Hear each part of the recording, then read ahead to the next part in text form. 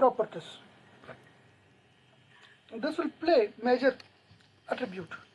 It means that if you need some stretch in the hair or compression, bend, and also length, those information can be adjusted by using this. You can try by adjusting this one by one. Example, if you have a 0 stretch resistance, the hair will stretch something like this.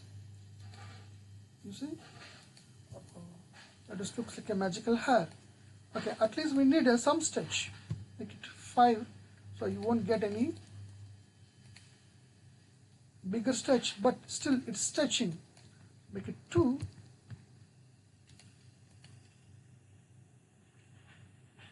So more flexible. Okay, but by default all these attributes are by default attributes. Compression resistance, if it is 0, you can see that it will compress more and connect, see, more compressed. So we need a resistance of this one.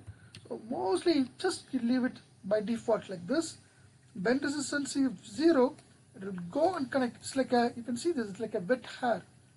So the hair is more wet, the thickness is, sorry, the weight is very high, something like that. So bend resistance used for the wet hair. Okay, by default the twist is 0, let it be like this. If you need an extra bend, you can increase this.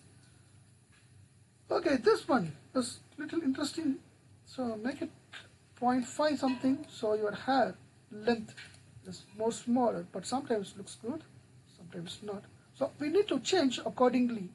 So this particular dynamic properties are help you to change the attitude of the hair.